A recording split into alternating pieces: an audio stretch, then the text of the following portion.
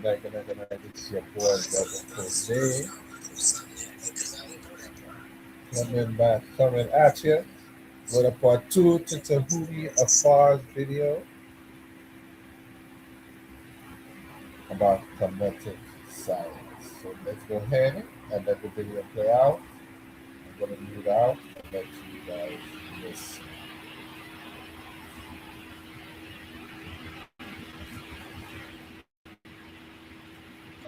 Sia or Sa'a. When you look it up, it is spelled S-I-A and sometimes S-A-A. And as you can read, Sia was depicted as a man with a hieroglyph of the same name above his head, right? This image is a European reference. I always tell people that when you do your research and you look up European references, they do not always give you a full definition or explanation, especially when it comes to Kemetic concepts, traditions, and even classical African concepts and traditions. But nonetheless, we're going to further investigate the hieroglyph that is Sia. But before we get into that, I am going to bring up the book that is written by Maulana Karenga.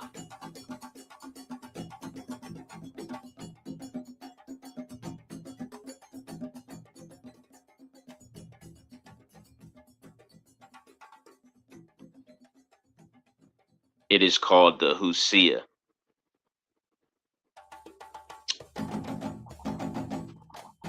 It is an important book because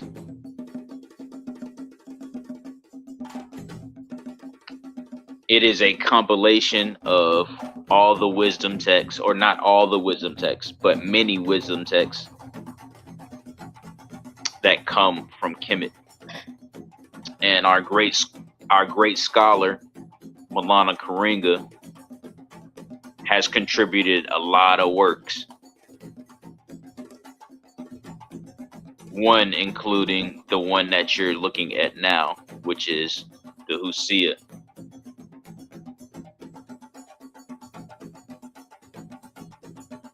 All right. Now we're going to go back to the image of the Husia, or not the Husia, but the Sia. Again, this is the Kemetic deification of science.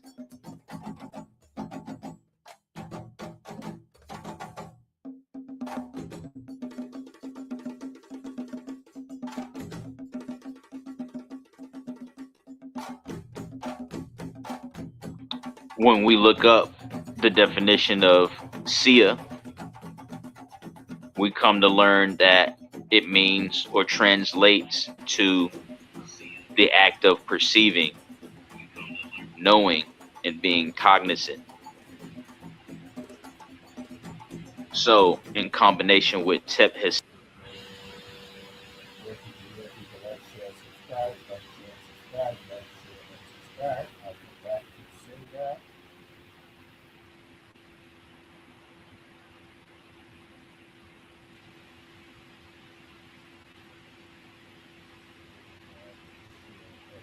Subscribe.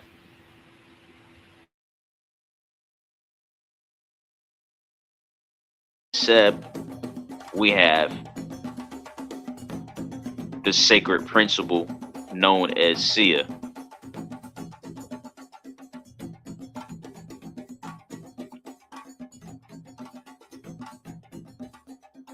So, with that said, who is it?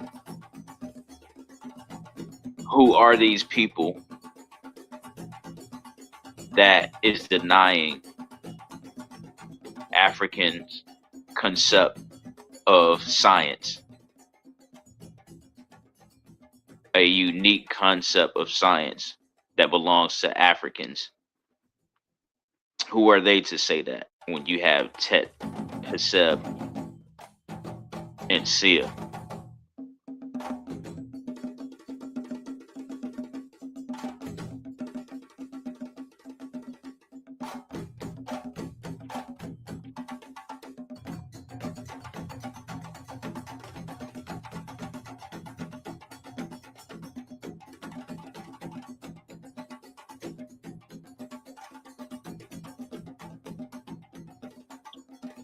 So while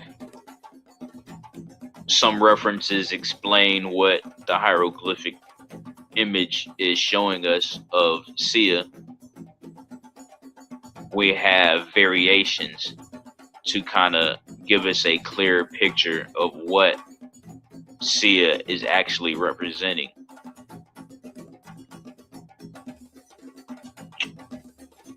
So what we have consistently is a seated man holding his chin. It's very important to recognize that within the representation of Sia in Metal Nature, you have a seated man who is holding his chin, which is universal representation of thinking and pondering. So take mental note of that, lock it away, put the key to the side, and definitely keep that in mind the next time somebody tells you that Africans didn't have a concept or a grasp of science. Totally foolish statement. Anyway, let's look at the three variations that sit atop Sia's head. So in one variation, we just have a rectangle. Another, we have 3 tick marks. And in the other, the last one at the bottom, we have another rectangle with 3 lines coming out of it. So when we look up and investigate what these symbols are actually meaning, we have a different variety of options.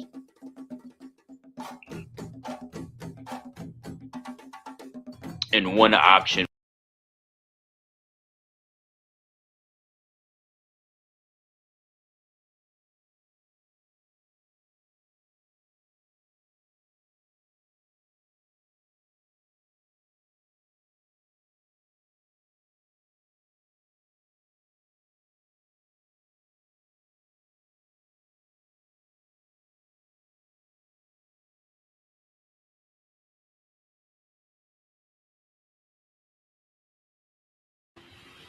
Give me a second, people. I think, yeah.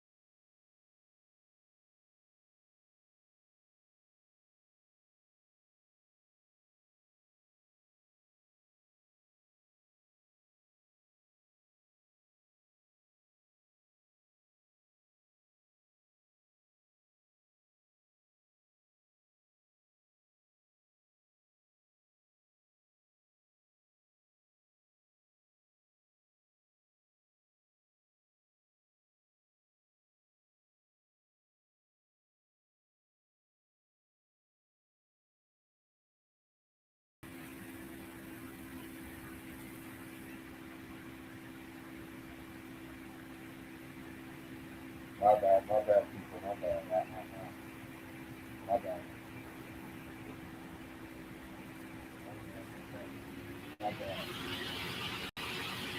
I messed up there for 1 second. I went, I went off the sorry about that.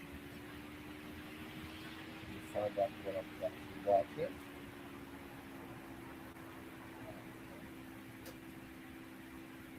So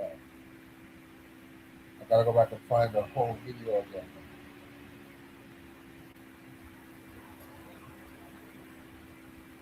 So let me do that.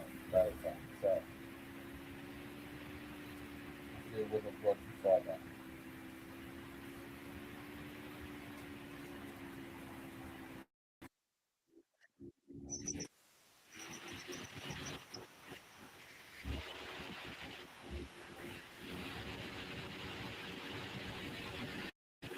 Here we go. Who are actually engaging in the writing and reading of Metal Nature, you will find out that some of the Unicodes and the definitions of the Unicodes aren't as consistent as they should be.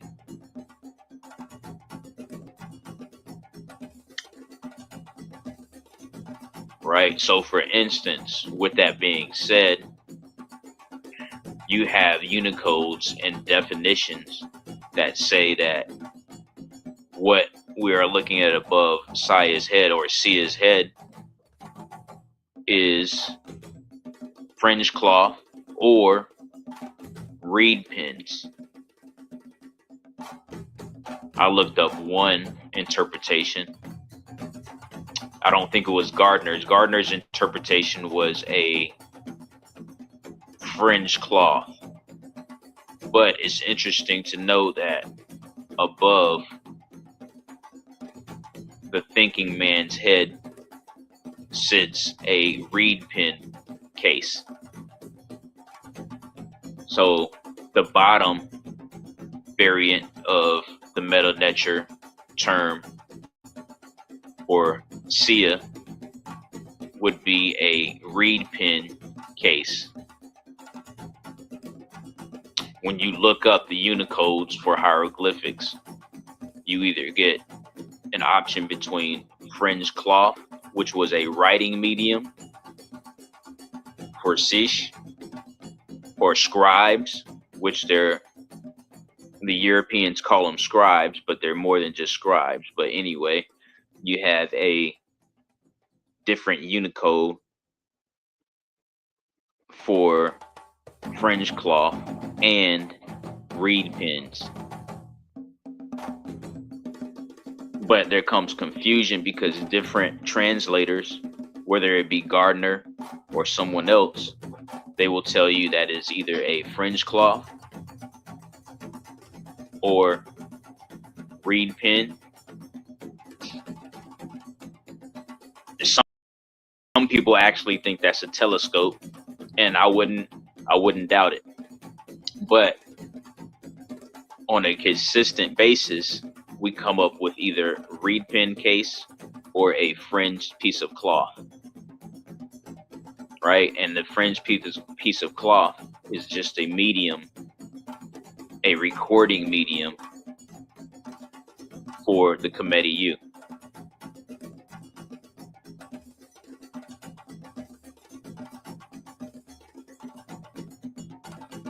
Here's a closer look. Above his head is either fringe cloth or a reed pen case. I would say that's a reed pen case. But if you say it's fringe cloth, I'm not going to hold it against you. The point is, we have to analyze these symbols so we know them.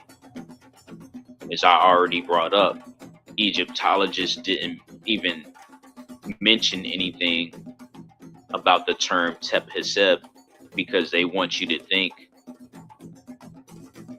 that Africans before slavery didn't know how to read and write.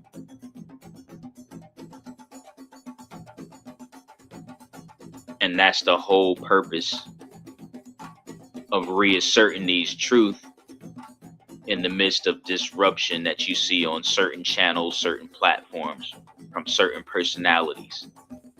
It's very important.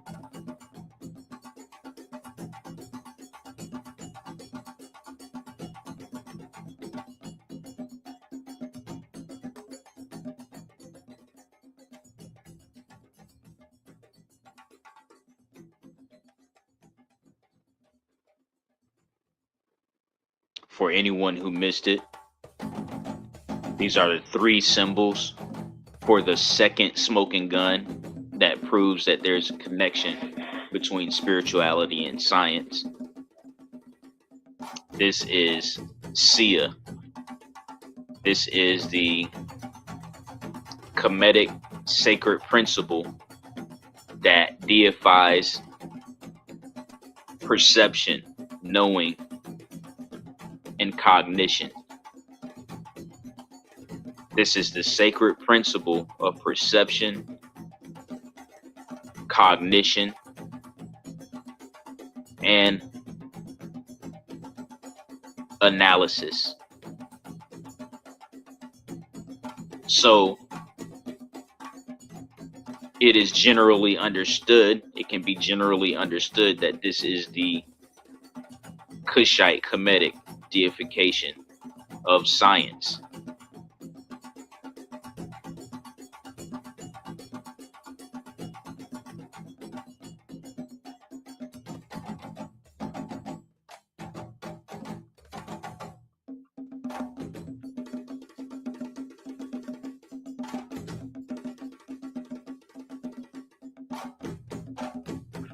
And again, I'm going to bring up the Husaya or the Husia.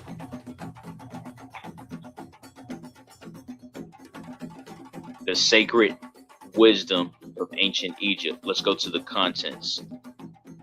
Let's see.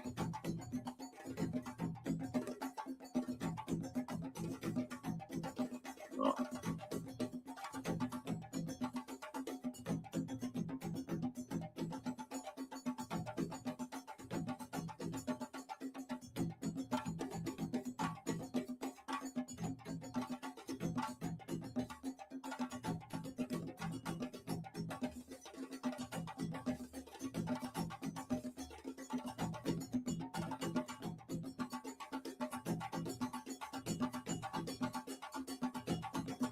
All right, so what we're looking at is the table of contents for the Husia.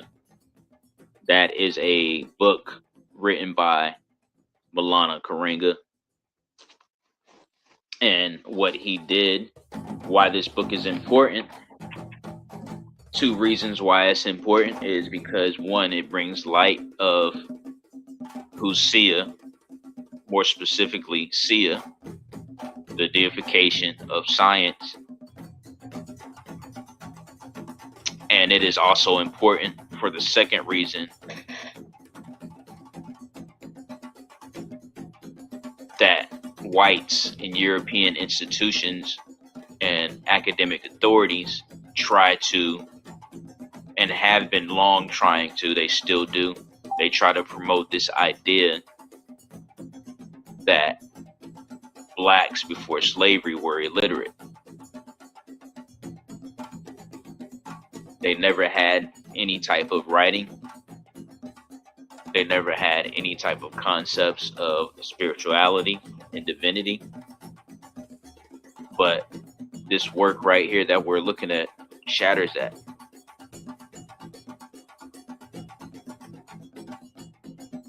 Here's a table of contents to that, so you can look over it and see what's actually in the book.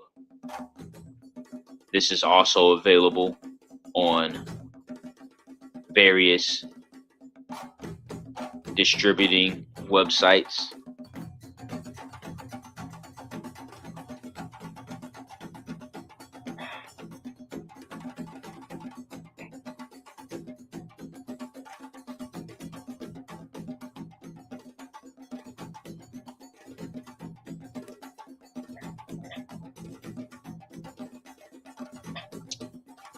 There you go. Take note of the book. Once again, it is called the Hosea. It's a compilation of sacred wisdom texts ranging from creation story to sacred phrases to wise instructions to moral narrative. It's a variety of compiled texts. It's a very valuable piece of scholarly work by Malana Karenga, the same scholar who invented Kwanzaa. So it's definitely a great book.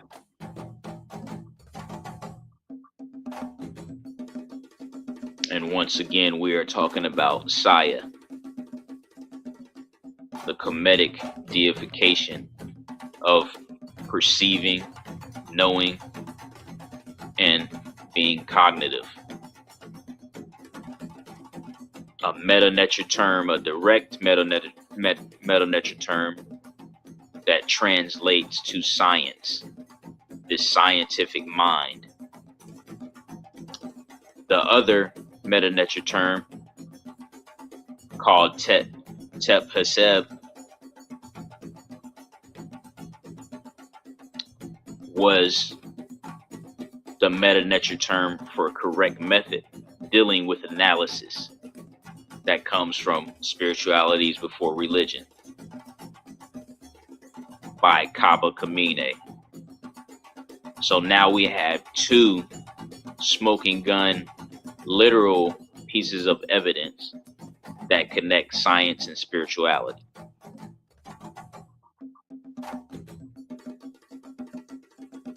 And I know the disruption is going to continue. I know there's going to always be people that say, no, there's no connection between spirituality and science. Kemet wasn't that advanced. But here's the evidence. They have the evidence. If you're a debater, if you like to debate, you have two references, two sources, actually, two primary sources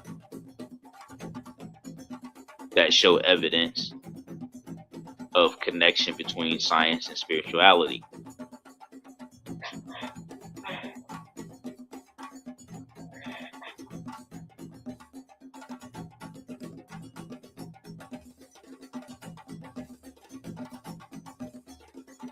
Again, like, share, and subscribe. Feel free to leave a comment in the live chat. Feel free to leave a comment in the comment section if you happen to catch this after the live stream is over. Share your thoughts and opinions.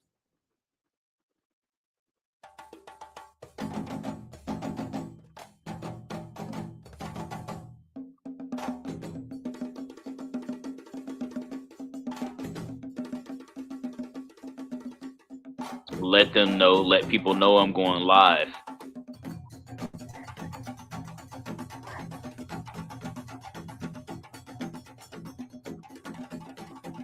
Meanwhile, I'm going to let the djembe drums play. I may extend this live stream up to about an hour and a half. We'll see how it goes. I'm going to do a quick recap of Tep-Heseb and Sia. But in the meanwhile, I'm just going to take a little intermission with the djembe drums. Again, like, share, and subscribe.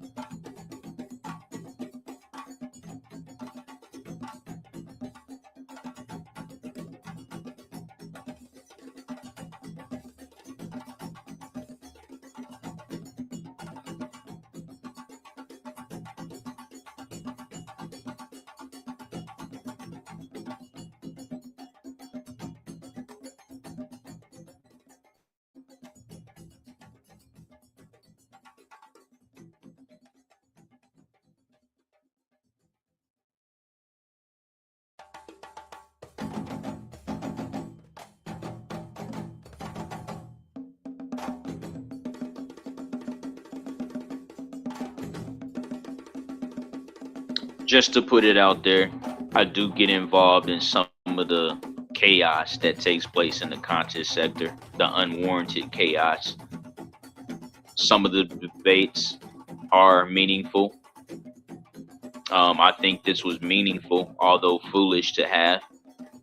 A lot of people do confuse the fact that African science doesn't exist only because the scientific method is constant across the board, but that's not the case. The whole reason that there's a difference between African science and European science, even though the method might be the same or constant, I should say, is because the distinction lies in the results, the means of the results and what is trying to be achieved. If we look at history, Africans are creative in their science, and the Europeans have been destructive in their science. Hence the term mad science or mad scientist. When we focus on what a mad scientist is, the first thing that comes to mind is a crazed and whacked out European. You don't think of a witch doctor when you review the word mad scientist. And that term in of itself is indication that there is a difference between African science and European science. There's a difference when you misuse science. The word pseudoscience is vindication that there is a difference in science. You have a African science and a European science, with the distinction being pseudoscience. The whole point that people are rivaling Afrocentric thought right now to this very day is because they think it's pseudoscience, which also obviously indicates that there is a difference. See, you cannot tell people that there is not a difference between African science and European science and then turn around and say that African science is pseudo, or even Africans had a proto-science. You concede in that argument.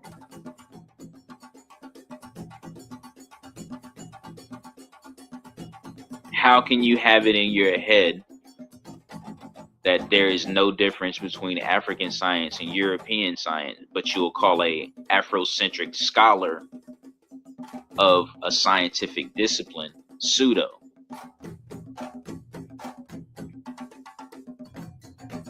Think about what you just said. Think about what was just being said. Can't have it both ways, and that's what people do when they habitually naysay Kemet and Afrocentric thought, Africana studies.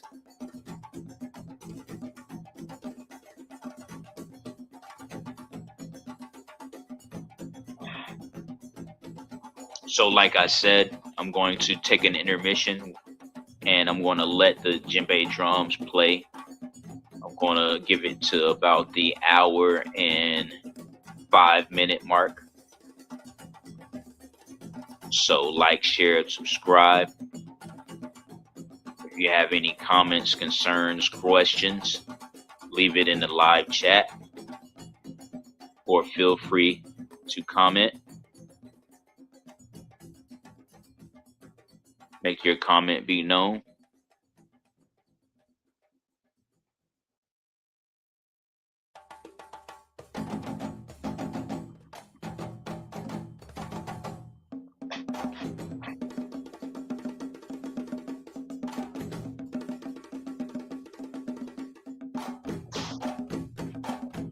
If you like the information, my Cash App is in the QR code. As a matter of fact.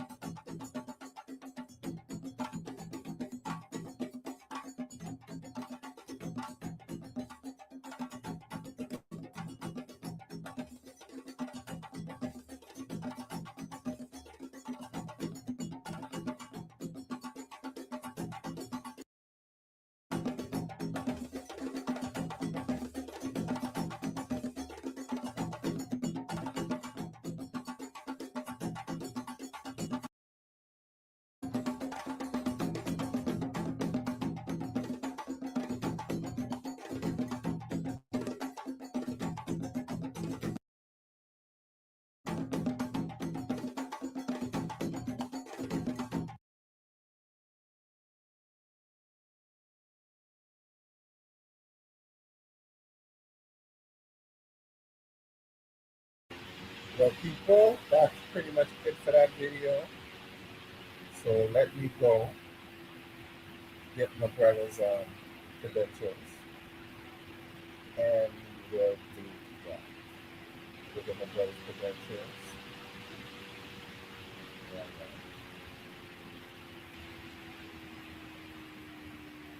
now. Right. So this is the link to the brother here. Tehuti afar. Go ahead, like, share, and subscribe to the brother's platform. Let me see if he has anything. He does have other content. So let's see what else. Yeah, I know he's just playing real good. Has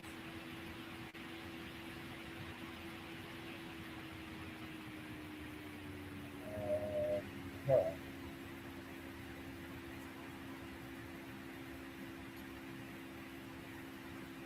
Let's see what he has here. I just want to show one. This is what he has here. Huh. This is interesting. Let's see what this is about.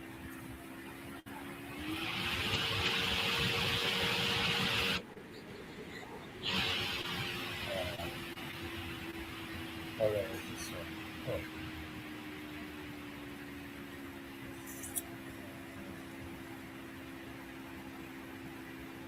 Uh, Give me a second. Give me a second. I'm just looking to see if there's any other thing I could probably hit him with, or hit you guys with, before we go. Something with your phone.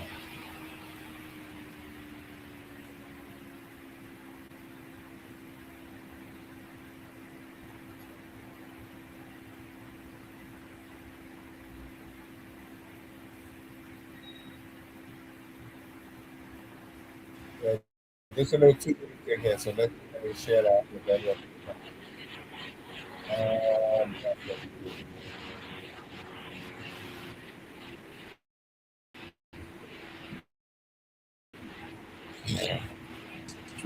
was peaked on February the 21st, 1977. That was probably before some of your listeners were born.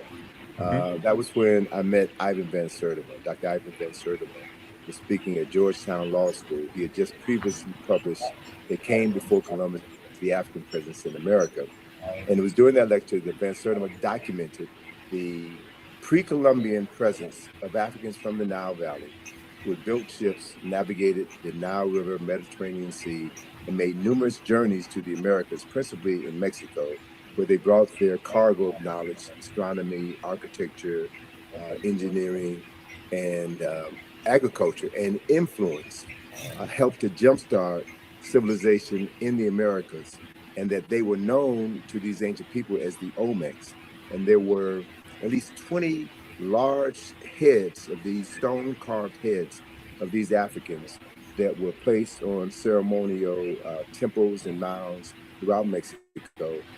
And what really blew my mind was when Van Sertima said that these Africans who had come to Mexico from the Nile Valley were from Egypt and they were black. They were from Kush and they were black.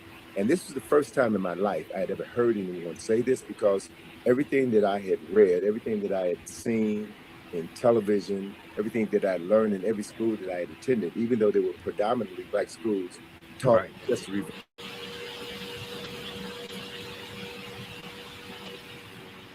so, that's it for your brother Jose. Now, thanks for listening. Have a good day.